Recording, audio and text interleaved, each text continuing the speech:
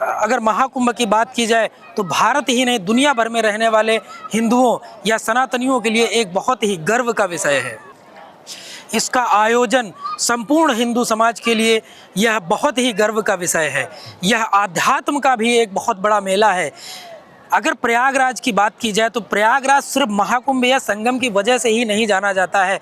प्रयागराज में और भी मंदिर हैं और भी जगहें हैं जो बहुत ही विश्वविख्यात जगहें हैं, जैसे कि जिनमें से आप प्रयागराज विश्वविद्यालय की बात कर सकते हैं, या आप बात कर सकते हैं कि प्रयागराज ने 3 प्रधानमंत्रियों को दिया है भारतवर्ष को, और प्रयागराज ने कई सारे कवियों को जन्म दिया है। कई सारे कवि महात्मा यहाँ पर तैयार हुए हैं, यहीं से जन्मे हैं। अगर बात की जाए गौतम बुद्ध की तो गौतम बुद्ध भी प्रयागराज में तपस्या करने के लिए आए हुए थे, और उनके अंदर भी प्रयागराज के लिए एक बहुत बड़ा महत्व था उनके अंदर, और प्रयागराज को वह बहुत अधिक मानते थे। यह एक ऐसा अध्यात्म का केंद्र है, यहाँ पर जो भी आया वह तर गया। महाकुंभ सिर्फ आप इस नज़र से नहीं देख सकते हैं कि एक मेला लग रहा है, नहीं, यह सिर्फ मेला नहीं है, यह एक आध्यात्म का मेला है। ये जो दुनिया में भारत ही नहीं पूरी दुनिया में यह आध्यात्म का मेला लोगों के लिए काफ़ी लाभकारी सिद्ध होता है। यहाँ से अगले 45 दिन तक हजारों करोड़ रुपए की इकोनॉमी एक साथ घूमेगी।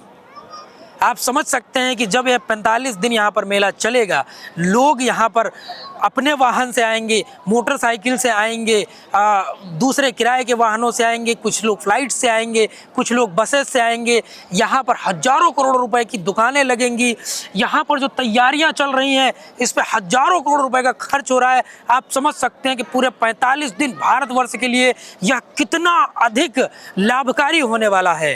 और यहाँ पर आकर स्नान करने वाले लोगों के मन को जो शांति मिलेगी वह एक अलग ही शांति होगी, वह एक अलौकिक शांति होगी। तो आप समझ सकते हैं कि महाकुंभ, जो कि इसको आप पूर्ण कुंभ भी बोल सकते हैं, क्योंकि इस बार जो कुंभ लग रहा है, जो नक्षत्र इस बार बन रहे हैं वह 144 वर्षों के बाद बन रहे हैं, इसलिए यह महाकुंभ और भी अधिक विशेष हो जाता है। पूरी दुनिया में रहने वाले सनातनियों से मेरा निवेदन रहेगा, पूरे भारतवर्ष पूरी दुनिया में रहने वाले सनातनियों से मेरा निवेदन रहेगा कि इस बार के महाकुंभ को कोई भी मिस ना करे, जरूर आए यहाँ पर। चाहे वह जो इसके विशेष स्नान है उनमें भले ही ना पहुँच पाए, लेकिन इन 45 दिनों में किसी भी दिन आकर के वह संगम में, यहाँ गंगा में, यहाँ यमुना में डुबकी लगाएं और अपने मन को शांत करें और अपने आप को आध्यात्म से जोड़ने का काम करें और अपने आप को सनातनी होने पर गर्व करने का काम करें, पूरी दुनिया को गौरवान्वित करने का काम करें। हमारा यह मेला पूरी दुनिया में एक अलग ही मैसेज देगा। हमारा भारतवर्ष आज से नहीं, हजारों वर्षों से अध्यात्म का केंद्र रहा है। यहीं से आध्यात्मिक शिक्षा हो, मन की शिक्षा हो, दिमाग की शिक्षा हो, या नक्षत्रों की शिक्षा हो, ज्योतिषी विज्ञान हो, सारी चीज़ें यहीं से निकली हैं और उसमें प्रयागराज का एक विशेष स्थान रहा है। अगर प्रयागराज की बात की जाए तो प्रयागराज आज 600 ईस्वी पूर्व, अगर प्रयागराज की बात की जाए तो आपको 600 ईसा पूर्व जाना पड़ेगा।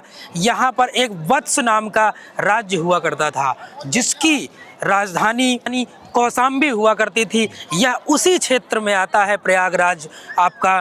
तो प्रयागराज का महत्व आज से नहीं करोड़ों वर्षों से है। अगर आप बात करें इस कुंभ मेले की तो इसका वर्णन ऋग्वेद में भी आता है।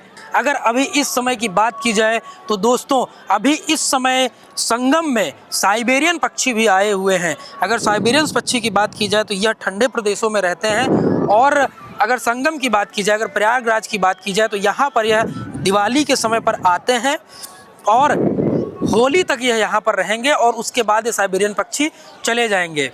और इन साइबेरियन पक्षी को ना कोई आते हुए देखता है और ना ही जाते हुए देखता है। तो इस समय आप संगम आते हैं या महाकुंभ आते हैं तो इन साइबेरियन पक्षियों के भी आप दर्शन कर सकते हैं। ये बड़े प्यारे से पक्षी हैं, बहुत अच्छे लगते हैं यह पक्षी देखने में। छोटे छोटे पक्षी, आप इनको दाना दे सकते हैं। यहाँ पर जो यहाँ दुकानों से इनका दाना मिल रहा है, आप स्नान करते समय इनको दाना खिला सकते हैं और एक पुण्य का काम कर सकते हैं।